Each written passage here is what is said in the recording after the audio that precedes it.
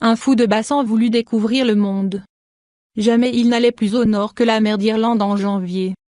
C'est ainsi qu'il survola son premier iceberg. Un magnifique rocher de glace flottant en dessous de lui, sur une mer pourtant trop froide pour lui. Un exocète voulut découvrir le monde. Jamais ce poisson volant n'avait connu autre chose que les mers chaudes des tropiques. Il se risque donc à explorer les eaux froides du pôle Nord. C'est ainsi qu'il longea son premier iceberg. Un magnifique rocher de glace flottant au-dessus de sa tête, sous une mer pourtant trop froide pour lui.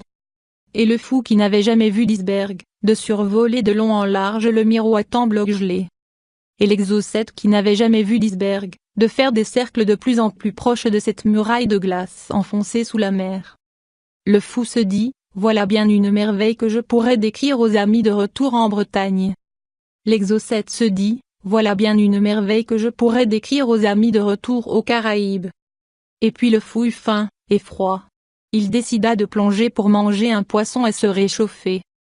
Et puis l'exocète eut peur du fou et décida de sortir de l'eau pour lui échapper, et planer dans l'air et se réchauffer. Et le fou vit alors furtivement le dessous de l'iceberg.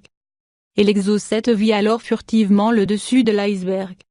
Ainsi, il y a mon monde de l'iceberg du dessus, et l'autre monde de l'iceberg du dessous, se dit le fou.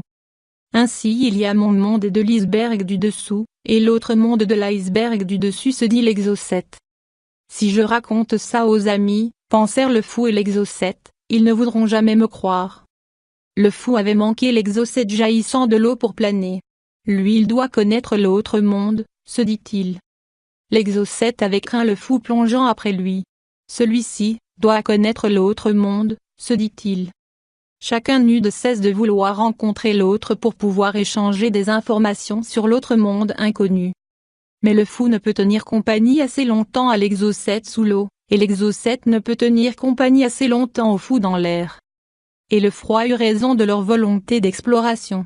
Ils durent chacun retourner sous leur climat plus clément.